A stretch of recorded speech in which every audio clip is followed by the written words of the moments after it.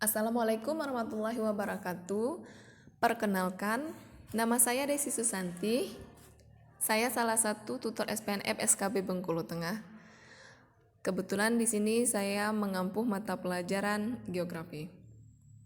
Pada video kali ini, kita akan membahas masalah modul 11, yaitu tentang tata ruang kehidupan.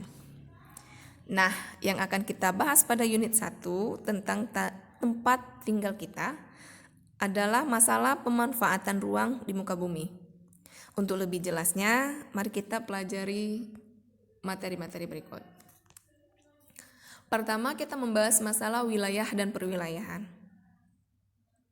di mana pengertian wilayah yaitu kesatuan objek dan kesatuan manusia yang memiliki karakteristik yang sama sehingga dapat dibedakan dengan wilayah yang lainnya. Sedangkan perwilayahan yaitu bagian dari wilayah-wilayah tersebut berdasarkan karakteristik tertentu. Wilayah dibagi menjadi wilayah formal dan wilayah fungsional. Wilayah formal dibedakan menjadi dua, yaitu wilayah nasional dan wilayah internasional. Kita akan membahas masalah wilayah nasional, yang merupakan wilayah suatu negara tetapi bagian tersebut mempunyai kesatuan alam dan kesatuan manusia. Di sana terdapat gambar, yaitu ada gambar itu wilayah nasional Indonesia ya. Di sana terdapat Pulau Sumatera, Kalimantan, Sulawesi, Jawa, Papua, dan Bali. Sedangkan wilayah internasional berupa beberapa negara yang mempunyai kesatuan alam dan kesatuan manusianya.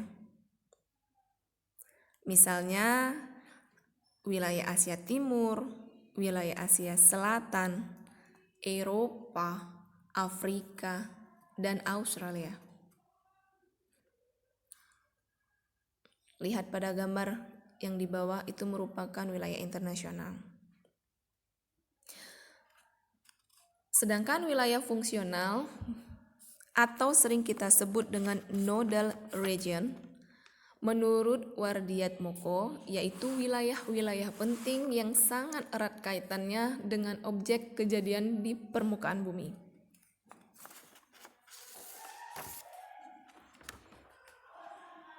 Wilayah fungsional dicirikan oleh adanya aliran orang atau barang yang memusat.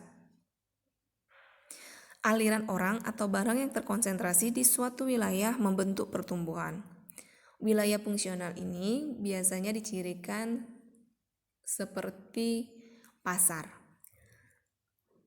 di mana orang dan barang memusat di pasar. Padahal orang-orang dan pasar yang berkumpul orang-orang dan barang yang berkumpul di pasar tersebut tidak berasal dari tempat tersebut, bahkan mungkin berasal dari daerah di luar dari tempat pasar.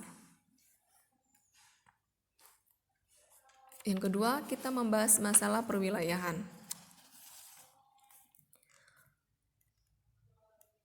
Perwilayahan, penggolongan wilayah secara garis besar dibagi menjadi 5. Yang pertama, natural region, atau kita sebut wilayah alamiah atau fisik. Pembagian wilayah ini didasarkan dari penampakan alami suatu wilayah. Contoh, wilayah pertanian, perkebunan, wilayah pertambangan, dan kehutanan. Yang kedua, single feature region, atau bisa disebut wilayah ketampakan tunggal. Pembagian wilayah ini didasarkan pada satu penampakan saja, tetapi mencakup wilayah yang sangat luas, seperti pembagian wilayah berdasarkan iklim, jenis hewan, dan jenis batuannya. Yang ketiga, generic region, atau wilayah berdasarkan jenisnya. Pembagian wilayah ini didasarkan pada penampakan jenis atau tema tertentu.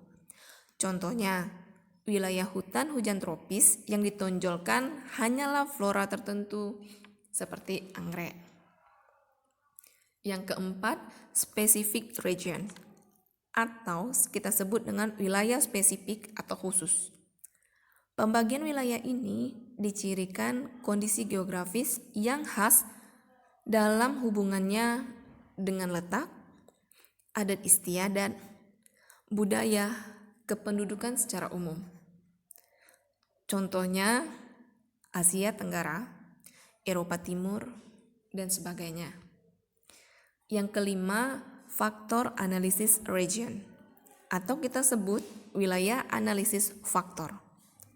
Pembagian wilayah ini berdasarkan metode statistik deskriptif atau dengan metode statistik analitik. Penentuan wilayah berdasarkan analisis faktor tertentu, terutama bertujuan untuk hal-hal yang bersifat produktif seperti penentuan wilayah untuk tanaman jagung, tanam kentang, dan lain-lainnya. Adapun manfaat pembagian perwilayahan dalam geografi yaitu pertama, mengurutkan dan menyederhanakan informasi mengenai keanekaragaman dan jenis atau fenomena di permukaan bumi. Yang kedua, meratakan pembangunan di semua wilayah sehingga dapat mengurangi kesenjangan antar wilayah. Yang ketiga, memudahkan koordinasi berbagai program pembangunan pada setiap daerah.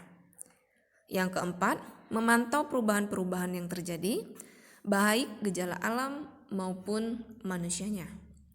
Yang kelima, dengan adanya konsep wilayah dan perwilayahan ini dapat digunakan untuk melakukan identifikasi pusat pertumbuhan suatu wilayah. Nah, yang kedua kita membahas masalah tata ruang.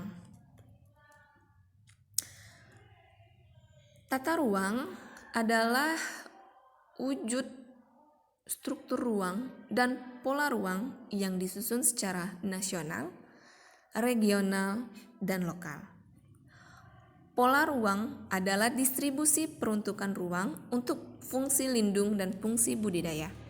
Jadi, penataan ruang adalah suatu sistem proses perencanaan tata ruang, pemanfaatan ruang, dan pengendalian pemanfaatan ruang. Coba lihat gambar di kiri dan di kanan pada video. Dari gambar tata ruang di atas dapat kita saksikan wilayah yang memiliki tata ruang yang baik akan terlihat lebih rapi. Sedangkan tata ruang yang tidak teratur tentu akan menyulitkan orang untuk beraktivitas. Bahkan akses jalan pun susah untuk dilewati. Rencana tata ruang wilayah nasional dijabarkan dalam Rencana Tata Ruang Wilayah Provinsi atau biasa disingkat dengan RT/RWP.